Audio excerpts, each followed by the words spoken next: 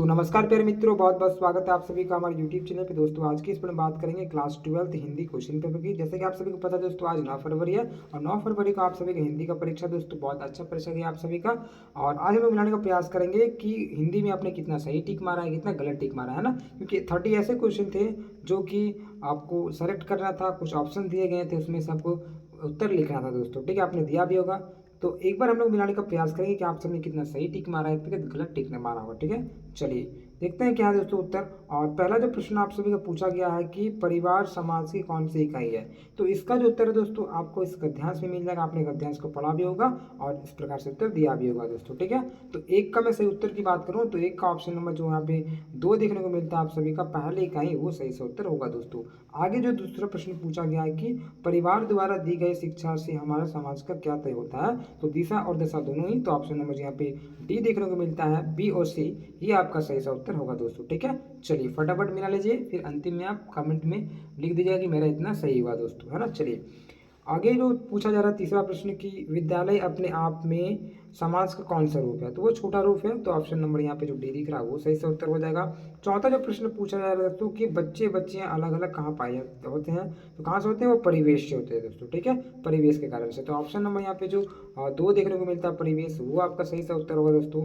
पांचवा प्रश्न की बात करूँ, पांचवा जो प्रश्न आपको देना था वो 5 से 8 के प्रश्न का उत्तर इस पद्यांश को पढ़ने के बाद दोस्तों, तो आपने पढ़ लिया होगा। इसका मैं उत्तर की बात करता हूँ। पांचवा प्रश्न पूछा गया कि किस राह पर चलना कठिन है, तो साधना की राह में चलना कठिन है। तो ऑप्शन नंबर जो एक आपको दिख रहा है साधना, वो आपका सही सा उत्तर होगा दोस्तों।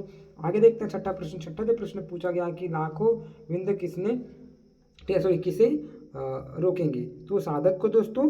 ठीक है, तो ऑप्शन नंबर यहाँ पे जो 2 दिख रहा है साधक, वो आपका सही से उत्तर होता है। सातवां प्रश्न पूछा गया है कि आंख झपकने का, ठीक है, लूट जाएगा, तो सॉरी आंख झपकने से क्या लूट जाएगा, तो जीवन का धन। अगर आप आंख झपकते हो तो आपको क्या लूट जाएगा, जीवन का धन। ये आपका सही उत्तर ऑप्शन नंबर 2 होता है दोस्तों। चलिए आठवां जो प्रश्न पूछा गया है कि अपना चलन किसे देखना है, तो देखिए इसका जो सही उत्तर क्या है दोस्तों, उसका मतलब होता है चलने वाले।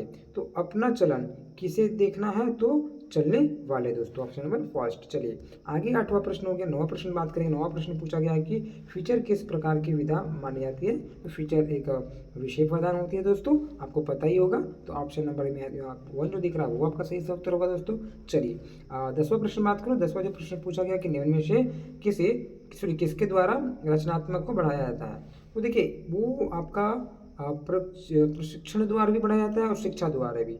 ठीक है, तो रचनात्मकता का जो बढ़ावा होता है, बढ़ावा मिलता है, तो शिक्षा के माध्यम से और प्रशिक्षण के माध्यम से, यानी कि ए और बी दोनों होगा, यानी कि ऑप्शन सी आपका सही सा उत्तर होगा दोस्तों। 10वां हो गया। 11वां देखेंगे। 11वां प्रश्न पूछा गया कि समाचार पत्र की आत्मा कहा जाता है, तो कही जाती है। देखिए समाचार पत्र की जो आत्मा कहा जाता है वो संपादकीय पृष्ठ को कहा जाता है। तो ऑप्शन नंबर जो सी आपको दिख रहा है 3, वो आपका सही से उत्तर हो जाता है। 11 हो गया। 12वां प्रश्न देखेंगे। 12वां प्रश्न पूछा गया कि रिपोर्ट प्रस्तुतिकरण की प्रक्रिया क्या कहलाती है, दोस्तों रिपोर्ट प्रस्तुतिकरण की जो क्रिया कहलाती है वो रिपोर्टिंग कहलाती है। तो ऑप्शन नंबर जो 1 आपको देखने को मिलता है रिपोर्टिंग, वो सही से उत्तर होगा दोस्तों। ठीक है, 12 का ऑप्शन नंबर 1 जितने बच्चे सही मारे हैं हो जाता है आपका सही। 13वां प्रश्न पूछा गया है कि विज्ञापन में किस प्रकार की भाषा प्रयुक्त होती है, तो देखिए विज्ञापन में जो भाषा प्रयुक्त होती है व्यवहारिक हिंदी की होती है। तो ऑप्शन नंबर जो यहाँ पे 2 देखने को मिलता है वो आपका सही सा उत्तर होगा दोस्तों। 14वां प्रश्न पूछा जा रहा है कि पत्रकारिता के विकास में कौन सा मूल भाव सक्रिय रहता है, तो पत्रकारिता के विकास में जो मूल सक्रियता रहता है दोस्तों वो जिज्ञासा का होता है। ठीक है, तो जिज्ञासा ऑप्शन जो 4 आपको देखने को मिलता है वो उत्तर होगा दोस्तों। 15वां प्रश्न की बात करूँ। 15वां प्रश्न पूछा जा रहा है कि कंप्यूटर के लिए सबसे, ठीक है, सुसंगत भाषा कौन सी है, तो इसके लिए अंग्रेजी है दोस्तों। तो ऑप्शन में आपका 2 आपको देखने को मिलता है अंग्रेजी, यहाँ पे उत्तर होती है दोस्तों। 15 हो गया। 16वां प्रश्न की बात करूँ दोस्तों। अब 16वां प्रश्न भी आपको यहाँ पे ध्यान से पढ़ के उत्तर देना था दोस्तों पद्यांश को, तो आपने पढ़ा भी, उत्तर दिया भी। अब इनको मिलाकर का प्रयास करते हैं। देखिए क्या पूछा जा रहा है 16वां प्रश्न कि उपयुक्त पंक्ति के रचनाकार कौन है। ऊपर में जो पंक्तियां आपने पढ़ा उसके रचनाकार कौन है, तो उसके जो रचनाकार होते हैं हमारे सूर्यकांत त्रिपाठी निराला दोस्तों, है ना। तो निराला जी इसके लेखक है। तो ऑप्शन नंबर 4 आपका सही सा उत्तर हो जाता है दोस्तों। चलिए आगे जो 17वां प्रश्न पूछा गया है कि प्रस्तुत पंक्तियां गीत का किस विधा में आती है, तो देखिए ये जो पंक्ति है और आप जानते हैं सूर्यकांत त्रिपाठी नायक का जो ये सरोज स्मृति से लिया गया है, तो सरोज जो स्मृति है वो एक शोक गीत है दोस्तों। तो सरोज स्मृति एक शोक गीत है, ऑप्शन नंबर 1 दोस्तों, है ना। चलिए आगे जो पूछा गया यहाँ पे 18वां प्रश्न की किस पंक्ति में, ठीक है, इस पंक्ति में किसकी सुंदरता का चित्रण किया गया है। दोस्तों ये जो पंक्तियां ऊपर में आपने पढ़ा, इसमें सरोज के बारे में बताया गया है ना, क्योंकि ये जो लिया गया है सरोज स्मृति से लिया गया है, और सरोज, ठीक है, जो लेखक है उसकी पुत्री होती है, तो इसमें सरोज के बारे में बताया गया, तो ऑप्शन 3 सही से उत्तर होगा। आगे 19वां प्रश्न की बात करूँ, यहाँ पे पूछा गया है कि किसके स्वप्न थक से गए थे। तो वो जो थक गया था दोस्तों वो देवसेना का, तो देवसेना आपका सही से उत्तर होगा दोस्तों, ऑप्शन नंबर यहाँ पे 3। आगे देखेंगे 20वां जो प्रश्न पूछा गया कि निराला किस बात का कवि था, तो निराला छायावाद का कवि था दोस्तों। तो आपने उत्तर लिखा भी होगा, निराला जी है जो है वो छायावाद के कवि हैं दोस्तों, ऑप्शन नंबर 3।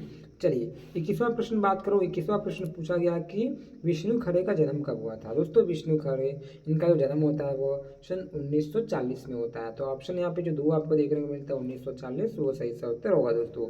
22वां प्रश्न जो पूछा गया है कि रामचरितमानस किसकी रचना है, तो रामचरितमानस जो है वो तुलसीदास की रचना है, तो ऑप्शन नंबर यहाँ पे जो 2 देखने को मिलता है तुलसीदास, वो उत्तर हो जाता है दोस्तों। आगे देखेंगे 23वां प्रश्न पूछा जा रहा है कि घनानंद किसे प्रेम पत्र लिखते हैं। तो देखिए घनानंद जो प्रेम पत्र लिखता है वो सुजान को लिखता है, तो ऑप्शन नंबर यहाँ पे जो 3 आपको देखने को मिलता है सुजान, वो उत्तर हो जाता है दोस्तों सही। 24वां प्रश्न की बात करूँ, यहाँ पे पूछा गया कि लता प्रदान शब्द का अर्थ है, तो यहाँ पे जो लता प्रदान शब्द का जो अर्थ है वो लता का फैलना, तो लत का जो फैलना है, लता का फैलना, वो सही से उत्तर होगा दोस्तों, तो ऑप्शन नंबर 2 आपका सही से उत्तर होता है। फटाफट मिला लीजिए दोस्तों। आगे देखते हैं 25वां प्रश्न पूछा गया कि संबंधिया का नाम क्या था, तो आपको पता ही दोस्तों जो फणीश्वर नाथ रेणु जी के ये संबंधिया पार्ट है, और इसमें जो संबंधिया का काम करता जो संबंधिया था वो हरगोविंद था दोस्तों, तो ऑप्शन जो 4 आपको देखने को मिलता है हरगोविंद, वो आपका सही से उत्तर होता है। 26वां प्रश्न पूछा गया कि फणीश्वर नाथ रेणु किस, ठीक है, विचारक धारा के लेखक थे, तो वो आप बता सकते हैं वो किस प्रकार से थे, तो वो प्रगतिशील थे, तो ऑप्शन नंबर फर्स्ट आपका होता है दोस्तों सही सा उत्तर दोस्तों, है ना, ऑप्शन 1 26 का उत्तर होगा। चलिए आगे 26 हो गया, 27 देखेंगे। 27 पूछा जा रहा कि ठीक है, आरोहण पाठ में कौन सी नदी का जिक्र किया गया है, तो वो सुपिन नदी का किया गया है दोस्तों, तो सुपिन आपका ऑप्शन नंबर जो 1 आपको दिखता है वो उत्तर हो जाता है दोस्तों। आगे बात करेंगे 28वां प्रश्न। 28वां जो प्रश्न पूछा गया है कि सूरदास की झोपड़ी किस उपन्यास से ली गई है, तो आपको पता ही है दोस्तों ये रंगभूमि से लिया गया है, तो सूरदास की झोपड़ी रंगभूमि, ऑप्शन नंबर जो 3 आपको देखने को मिलता है वो आपका सही से उत्तर होता है दोस्तों।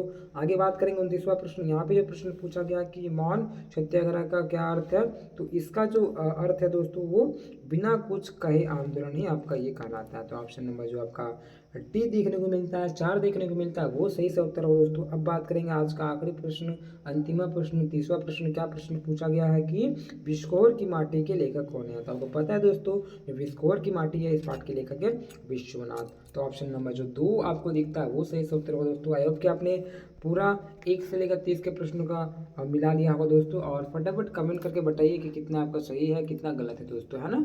चलिए इसी प्रकार से जो आगे की जो तैयारी है उस पर जुट जाइए दोस्तों, क्योंकि उसमें भी बहुत अच्छा हम सभी को नंबर अंक प्राप्त करना है, तो इतिहास का बहुत सारे वीडियो बनाया हुआ, पॉलिटिकल साइंस का, ज्योग्राफी का, इस प्रकार से वीडियो बनाया हुआ दोस्तों। चैनल पे जाइए, चैनल के प्लेलिस्ट में आपको वीडियो मिल जाएगा, चैप्टर वाइज भी करवाया है मैंने, तो टेंशन मत लीजिए। और किसी का अगर चाहते हैं कि कराना हो तो आप प्यार से कमेंट कर दिए दोस्तों, और आगे की परीक्षाओं के लिए तैयारी करने के लिए जुड़े रहे हमसे दोस्तों। चलिए इसी प्रकार से दूसरी वीडियो मिलता है। जय हिंद, जय भारत।